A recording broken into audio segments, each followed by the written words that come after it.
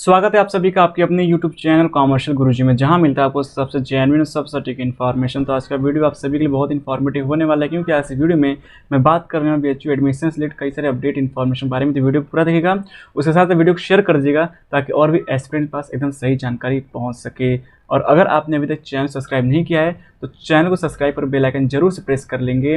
उसके साथ साथ डिस्क्रिप्शन को चेक कर लें, आपको वहाँ पर टेलीग्राम ग्रुप का लिंक मिल जाएगा। ग्रुप को ज्वाइन करें ताकि काउंसलिंग में जैसे ही आपको कोई प्रॉब्लम हो आप तुरंत जो है कि मुझसे क्वेरी अपनी कर सकते हैं। तो आज की वीडियो में मैं बात करूँ BHU एडमिशन प्रोसेस 2020 के बारे में, और BHU की तरफ से एक बहुत बड़ी अपडेट। हालांकि BHU की तरफ से मैं क्या कहूँ, एक न्यूज़पेपर की तरफ से जो है कि न्यूज़ निकाली गई है BHU एडमिशन रिलेटेड, जिसमें ये बताया गया है कि NTA ने सारी जो है स्टेटमेंट, सारा जो है डाटा वो BHU को सौंप दिया है। और BHU 2-3 दिन के अंदर मुझे कॉर्टर इशू कर, लेकिन वहाँ पर कॉर्टर इशू करने से रिलेटेड कई सारी बातें ऐसी कही गई हैं जो कि एकदम अवांछनीय हैं, उसका कोई भी मतलब नहीं है और बच्चों के लिए वो एक सिरदर्द की तरह है। चलिए आइए बात करते हैं कि आखिर में क्या बात न्यूज़पेपर में कही गई है। ठीक है, तो आप यहाँ पर जो है कि देख सकते हैं सेंट्रल यूनिवर्सिटी एंट्रेंस टेस्ट के परिणाम घोषित होने के बाद नेशनल टेस्टिंग एजेंसी ने भेजी सूची। ठीक है, BHU के एक सीट पर 41 दावेदार हैं, यानी कहने का मतलब कुल 18,000 से ज़्यादा सीटें हैं। और उसमें जो है कि दावेदारी जो है कुल मिला करके जो है कि एक सीट के लिए 41,000, लेकिन कुल मिलाकर देखें तो BHU में 18,000 से और भी कई ज़्यादा सीटें हैं। ठीक है, यहाँ पर जो बातें हैं वो सही से बताई नहीं गई। यहाँ पर प्रॉब्लम क्या है, यहाँ प्रॉब्लम ये जो है बताई गई है, जहाँ की आप देख सकते हैं साफ साफ ये लिखा हुआ है अंतिम परीक्षा के अंकों पर। ठीक है, जो परेशानी की बात है वह अंतिम परीक्षा के अंकों के आधार पर जो है कि प्रवेश दिया जाएगा। तो जब अंतिम परीक्षा के अंकों का आधार पर प्रवेश देना था तो फिर इतना दिन से तैयारी कराकर एग्ज़ाम कराने का क्या फ़ायदा। लेकिन यहाँ पर जो न्यूज़पेपर है अरविंद मिश्रा जी जिन्होंने ये न्यूज़ छापा हुआ है, उनसे यहाँ पर बहुत सारी त्रुटियाँ हुई हैं, मैं उन सबको क्लियर करता हूँ। और मैं BHU जो है पिछले 7 वर्ष से जुड़ा हुआ हूँ एज ए स्टूडेंट, उसके बाद एज ए यूट्यूबर। तो आपको यहाँ पर सारी अपडेट इन्फॉर्मेशन एकदम जेन्युइन तरीके से ही दी जाएगी। BHU का जो नियम है वो नियम यही है कि BHU जो मेरिट के आधार पर जो है कि क्वार्टर भेजता है। मेरिट आपका जो आपने जो एंट्रेंस एग्जाम में जो आपने मेरिट पाई हुई उसी के आधार पर जो है कि BHU क्वार्टर भेजता है।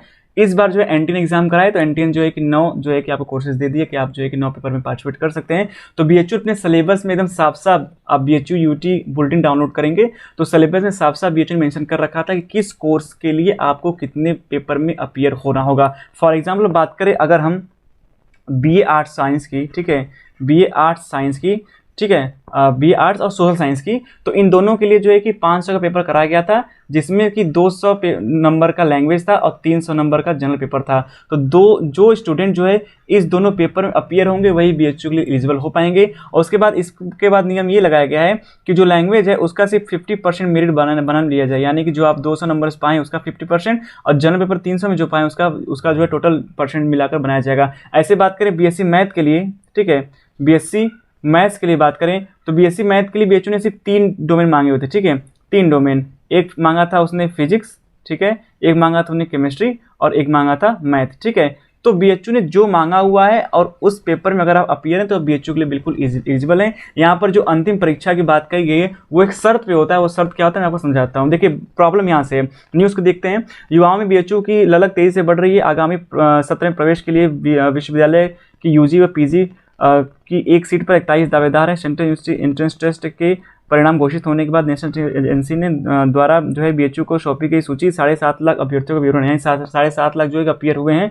BHU के लिए, जो BHU में पढ़ना चाहते हैं। BHU के कुल सीटों की संख्या लगभग 18,000, जिन्हें 18,000 नहीं है 30 के आसपास है। ठीक है, एक सीट पर 41 दावेदारों में से जरूरी नहीं है कि CUT में बेहतर परसेंटाइल पाने वाले को प्रवेश मिले। चलिए ये बात तो ठीक है, परसेंटाइल पे जो है कि एडमिशन नहीं होंगे। मैंने कल एक वीडियो डाला जिसमें जो है कि UGC चेयरमैन साफ साफ कहा था कि परसेंटाइल बेस पे एडमिशन नहीं, रैंक के बेस पे यानी स्कोर के बेस पे होगा। और ये बात मैं आपको पहले से बता रहा था, इसी बेसिस मैंने जो है कि UG PG के जो कट ऑफ वीडियो वो मार्क्स पे बनाए, परसेंटाइल पे नहीं। विश्वविद्यालय के नियमों के तहत स्नातक कक्षाओं में प्रवेश के लिए बोर्ड परीक्षा और परास्नातक परीक्षाओं में प्रवेश परीक्षा के लिए स्नातक की मूल परीक्षा की जिन अभ्यर्थियों के अधिक अंक होंगे उन्हें कॉल लेटर दिया जाएगा। जिन्हें ये बिल्कुल सरासर गलत बात है, ऐसा कतई नहीं है, ऐसा नहीं है कि उनको कॉल लेटर दिया जाएगा। ये एक शर्त पे होता है, वो शर्त क्या होता है मैं आपको आगे वीडियो में समझाता हूँ। ठीक है, आगे देख लेते हैं आगे क्या कहना है। BHU ने स्पष्ट कर दिया है कि वह NTA के पैटर्न पर प्रवेश नहीं लेगा परसेंटाइल ने, बल्कि पूर्व परीक्षा में मूल विषय में प्राप्त अंकों के आधार पर क्वार्टर भेजा जाएगा। ठीक है, तो ये ऐसा बिल्कुल नहीं है, ठीक है, ये ऐसा नहीं, ये बीएचयू नहीं है, बीएचयू का ऐसा नियम नहीं, वो एक शर्त के बेस पे वो मैं आपको समझाता हूँ, ठीक है। दूसरी बात ये है कि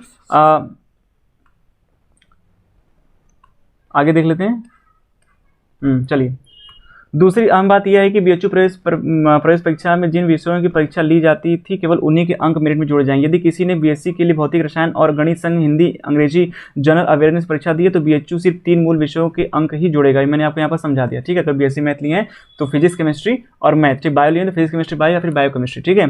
उसके बाद यदि अभ्यर्थी ने सामाजिक विज्ञान यानी कि सोशल साइंस के लिए, विज्ञान के लिए जो प्रवेश परीक्षा दी है तो इतिहास भूगोल विषय में मिले अंक मेरिट में नहीं जोड़े जाएंगे कि केवल लैंग्वेज और जनरल अवेयरनेस के में मिले अंक ही, यहाँ पर ही होना चाहिए, यहाँ पर नहीं है, गलत है, ही जोड़े जाएंगे क्योंकि बीएचयू की प्रवेश परीक्षा में इन 2 विषयों से संबंधित प्रश्न ही आते हैं। तो मैंने दोनों बात क्लियर कर दी। अब जो यहाँ पर बात ये कही जा रही है कि स्नातक और परास्नातक वाला, ठीक है, ये वाला विश्वविद्यालय नियम के तहत स्नातक कक्षाओं में प्रवेश के लिए बोर्ड परीक्षा, ठीक है, ये बोर्ड परीक्षा की जो बात यहाँ पे कही जा रही है। और यूजी में अगर पीजी में एडमिशन लेना चाहते हैं, ठीक है, तो उसमें जो है कि आपकी स्नातक की जो परीक्षा है उसका परसेंटेज का कोई मतलब नहीं होता। मतलब कहाँ होता है, मतलब यहाँ पे होता है कि जब आपको क्वालिटर इशू किया जाता है और क्वालिटर आपके इसी मेरिट के आधार पर किया जाएगा जिसमें आपने अपीयर हुए हैं। जैसे बी आर्ट्स सोशल की बात कर ले तो 200 नंबर का आपका जो है कि लैंग्वेज और 300 नंबर का आपका जो जनरल पेपर, ठीक है, वो उससे मेरिट बनेगा।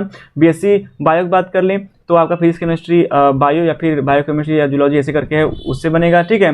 बीकॉम की बात कर लें तो अकाउंटेंसी, बिजनेस और जनरल अवेयरनेस के पेपर के हिसाब से मेरिट बनेगा। तो मेरिट जो है उसी तरीके से बनेगा अगर आप रैंक में आते हैं, ठीक है, क्वालिटर अगर आपको जाता है तो जैसे मान लीजिए किसी बंदे का 4 लोग है, 4 लोगों का जो है जो रैंक है वो 288 है, ठीक है, कितना है, 288 है, ठीक है। अब 4 लोग का रैंक इतना है, ठीक है, और ये 4 लोग जो है बीएससी मैथ के लिए अप्लाई हुए थे। किसके लिए? बीएससी मैथ्स के लिए उन्होंने अप्लाई किया था। तो इस केस में इन चारों में से जिसका बोर्ड के पेपर में परसेंटेज ज़्यादा होगा, ठीक है, उसे वरीयता दी जाएगी। ऐसा कई बार होता है कि लास्ट में जब सीटें एकदम खत्म होने होती हैं और एडमिशन के लिए सिर्फ 2 सीट बचती हैं, ज़्यादातर 5 होते हैं, तो वहाँ पर इस तरीके से फॉर्मूला अपनाया जाता है, ठीक है। तो उसमें जो आपके 3 मोस्ट जो इंपॉर्टेंट सब्जेक्ट है उनका परसेंटेज निकाला जाएगा। अगर वो परसेंटेज मैच हो जाएगा, ठीक है, तो उसमें से अगर मैथ्स है तो मैथ में किसका ज़्यादा नंबर था, ठीक है, उस हिसाब से जो है कि वहाँ पर वरीयता दी जाती है। तो ये चीज़ वही यहाँ पर लिखी गई है, लेकिन यहाँ पर इस कटिंग को लिखने में, इस न्यूज़ को लिखने में थोड़ी सी गलती जो है, चूक हो गई है। तो आप लोग बिल्कुल परेशान मत होइएगा। काउंसलिंग जो है वो आपके जो आपने मार्क्स पाए हैं उसी के बिहाफ पे होगा, उसी के बेसिस पे होगा। बाकी जो चीज़ें हैं ये एकदम मिथ्या है, इसका कोई भी वैल्यू नहीं है। और बात करें यहाँ पर काउंसलिंग के लिए, तो काउंसलिंग आपकी जो है कि 2 से 3 दिन में जो है कि पोर्टल एक्टिवेट हो जाएगा और क्वार्टर आने शुरू हो जाएंगे। तो आप सभी लोग अपना जो रजिस्टर्ड जीमेल है उसको एकदम से रोज रेगुलर चेक करिए। जो आपका मोबाइल नंबर रजिस्टर्ड, जो आपने जो फॉर्म भरते टाइम दिया उसको रेगुलर चेक करिए। जैसे आप एलिजिबल होंगे आपको जरूर मैसेज मिल जाएगा। बाकी आपका काम है चैनल से जुड़े रहना। चैनल जुड़े रहेंगे तो आपको कोई भी गलती जो है करने की यहाँ से गुंजाइश नहीं दी जाएगी, क्योंकि सारी अपडेट इन्फॉर्मेशन जेन्युइन तरीके से आप तक पहुँचाई जाएगी। तो यही बात है। तो यहाँ पर अगर कई सारे बच्चों का सेम रैंक होता है तो उनके परसेंटेज हिसाब से वहाँ पर, क्योंकि जब प्रेफरेंस एंट्री अपना फॉर्म भरेंगे तो वहाँ पर आपका, अगर आपने ग्रेजुएशन के लिए एग्जाम दिया है तो आपको वहाँ पर 12 का परसेंटेज भरना होता है। अगर आपने पीजी के लिए एग्जाम दिया है तो वहाँ आपको जो है कि ग्रेजुएशन का परसेंटेज भरना होता है, ठीक है। और यही परसेंटेज काम आता है जब सेम रैंक वाले अभ्यर्थी हो जाते हैं, ठीक है। तो इस तरीके से जब क्वार्टर भी इशू होगा तो सेम रैंक वाले अभ्यर्थी होंगे तो उसमें जो है कि देखा जाएगा कि कितना किसका परसेंटेज है, ठीक है। लेकिन क्वार्टर जो है कि एक तरीके से इशू करते हैं। ये जो परसेंटेज वाला जो मैटर है, जो ये परसेंटेज वाला आपका बोर्ड्स और ग्रेजुएशन का जो मैटर है वो at the time of admission आता है जब सेम रैंक होती है, सीट खत्म होने वाली होती है, ठीक है। बाकी और कहीं पर उसका इस्तेमाल यूज़ नहीं होता। तो यही सारी अपडेट इन्फॉर्मेशन है। उम्मीद है आपको मेरी बात एकदम अच्छे समझ में आ गई होगी। बाकी डिस्क्रिप्शन को चेक करके टेलीग्राम ग्रुप को जरूर से